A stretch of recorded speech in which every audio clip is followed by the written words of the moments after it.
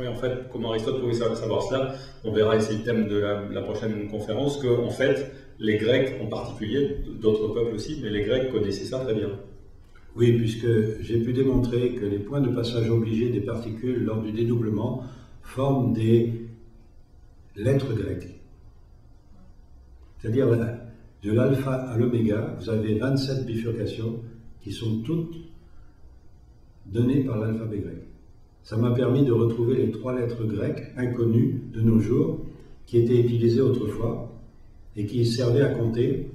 C'est comme ça que j'ai pu les retrouver aussi. Mais donc l'alpha et l'oméga, les lettres grecques, on n'est pas très loin de la science là? Non, c'était une façon pédagogique certainement de représenter le mouvement de dédoublement. Il faut voir une chose, c'est que l'accélération du dédoublement passant par le système décimal, 1 à 10, 10 à 100, 100 à 1000, la lettre ρ étant en grec la lettre 100, si tu mets la lettre ρ entre l'alpha et l'oméga pour donner aura, ça donne l'heure. Aura, c'est l'heure en grec, mais c'est pas l'heure de la montre, surtout il y a des millénaires, il n'y avait pas de montre. Et puis si vous mettez l'inverse, alpha, rho, oméga, qui donne arro, ça veut dire grandir dans le futur. Ce qui est bien la démonstration que cet alphabet utilise une pédagogie pour montrer le mouvement de dédoublement. Et j'ai pu montrer beaucoup de choses, on verra ça la prochaine fois, qui fait qu'en Grèce, j'ai une ovation. Revenons-en à la nuit, il y a une chose qu'on n'a pas évoquée, le rêve. C'est important de se souvenir de ses rêves, est-ce que ça a quelque chose à voir? Aucune importance. Ce qui compte, c'est que le double puisse venir donner des informations pendant la nuit, les retenir, on n'en a pas besoin. Oui, vous disiez même que le rêve pourrait être une illustration intéressante de ces temps différents, puisque très souvent, quand on est réveillé, par exemple, par surprise, avec un rêve dont on est certain qu'il a duré longtemps, en fait, on s'est rendu compte que ça se passait dans une fraction de seconde, et ça peut être mesuré aussi. Ah oui, on a même été plus loin que ça. On s'est aperçu, par tout un système performant, que lorsqu'on réveillait quelqu'un, le rêve ne durait que le temps par exemple, du bruit qui avait réveillé la personne et du réveil. D'ailleurs, le rêve était déclenché par le bruit qui réveillait le dormeur. En fait, le rêve servait à empêcher le dormeur de se réveiller. Mais pendant ce milliardième de seconde, il faisait une expérience de plusieurs jours. Et il avait l'impression qu'on l'avait sorti d'un bon rêve à cause du bruit, alors que c'était le bruit qui avait déclenché le rêve. Donc, ce qui peut être une preuve, s'il en faut, justement de l'existence de plusieurs temps. Oui, exactement, parce que vous savez tous qu'on rêve des choses très importantes au niveau de la durée, alors que le rêve ne dure rien du tout, c'est vraiment imperceptible, c'est des phases. Le rêve paradoxal, on l'a appelé paradoxal parce que vous ne bougez pas et votre activité intellectuelle est très grande. Alors les Français ont appelé ça le rêve paradoxal. Le sommeil. Le sommeil paradoxal. Les Américains, eux, voient que l'homme ne bouge pas, la personne endormie ne bouge pas, mais les yeux bougent énormément, révélant une activité intellectuelle. Donc ils ont appelé ça mouvement rapide des yeux, REM.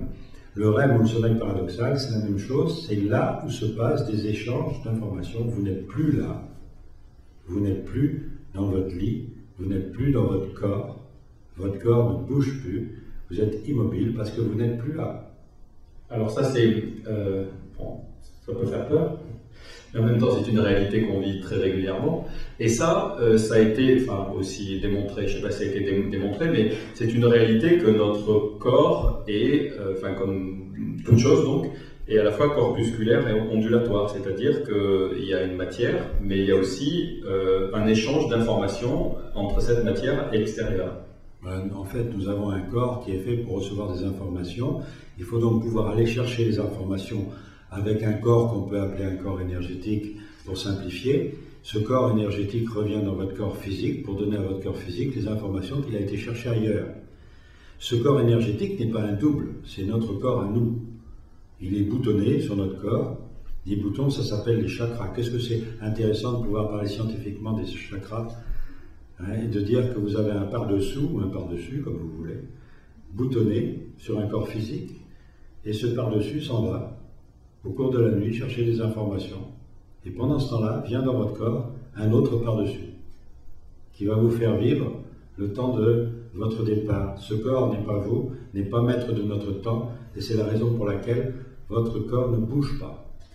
Vous êtes en atonie posturale complète, comme disent les savants qui ont toujours le gros mot pour plaire, mais en fait ça veut dire simplement que vous ne pouvez pas donner du tout de coup de pied à votre femme pendant que vous êtes dans le sommeil paradoxal, parce que vous n'êtes pas là. Vous êtes immobile, mais par contre l'activité intellectuelle est très grande, puisque vous avez un corps énergétique qui est en vous, qui n'est pas vous, qui vous donne de l'information. Et c'est ce qui fait que vous bougez les yeux, que vos électroencéphalogrammes sont très, très actifs. Vous êtes aussi actif que pendant l'éveil. Et vous ne pouvez pas bouger.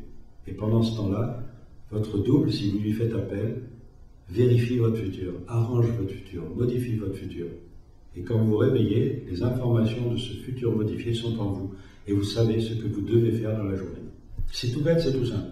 Voilà ce que la sagesse... Tous les enfants le font. C'est ce que la sagesse populaire appelait la nuit porte-conseil. Oui, on ne devrait jamais prendre une décision sans aller dormir.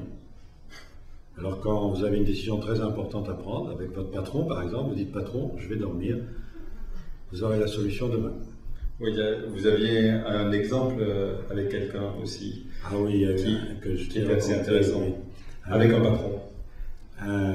Quelqu'un qui vient en formation, c'était samedi-dimanche, il est tout content parce qu'il a un métier où il a réussi de façon sensationnelle dans le marketing, il s'attend à une promotion.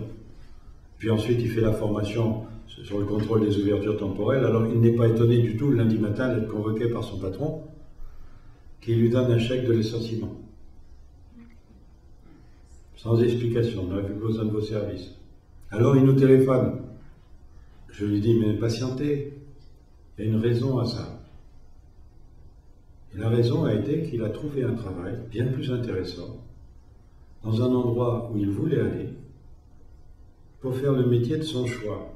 En période de chômage, avoir un chèque de licenciement, c'est quand même quelque chose d'important. Jamais il n'aurait osé donner sa démission pour chercher le travail qu'il a trouvé. Mais parce qu'il avait un chèque de licenciement, il a pu trouver ce travail sans être stressé, et ma foi, il est maintenant très heureux. Mais il aurait pu se mettre en colère, comme il était parti pour le faire. Parce que la conversation téléphonique était quand même une conversation téléphonique un peu agressive. Mais en se calmant, en disant « Ok, je vais être patient, d'accord, je veux bien vous écouter, peut-être que c'est mon double en fait qui me conduit là. » Mais maintenant, il le remercie. Il faut ne pas chercher les exemples. Les exemples, c'est toujours des choses pour autrui. C'est jamais pour soi. Il faut trouver son double soi-même. Il faut le faire marcher, son double. Quand vous avez une télé chez vous, vous la branchez, vous l'allumez, ça marche. Avec le double, quand on vous parle du double, c'est comme si la télé, vous commencez par la démonter pour voir comment elle marche. Et après, vous la remontez, vous dites, elle ne marche pas. Faites venir le réparateur. Vous rendez compte, une télé, elle ne marche pas.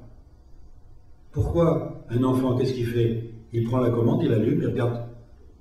Il s'en fiche de ce qu'il y a à l'intérieur. Pourquoi vouloir savoir comment ça fonctionne? Il faut le faire fonctionner. Ensuite, vous verrez comment ça fonctionne. Quand vous aurez bien fait marcher le double, après, vous pourrez essayer de voir. Quand la télé marche très bien chez vous, vous pouvez essayer de comprendre pourquoi et comment elle marche. Mais ce qui est le plus important, c'est quand même de regarder la télé qui marche. Avec le double, ce qui est intéressant, c'est de le faire fonctionner tous les jours et de voir comment ça marche. Maintenant, savoir les lois physiques qui sont derrière, qu'est-ce qu'on en a à faire?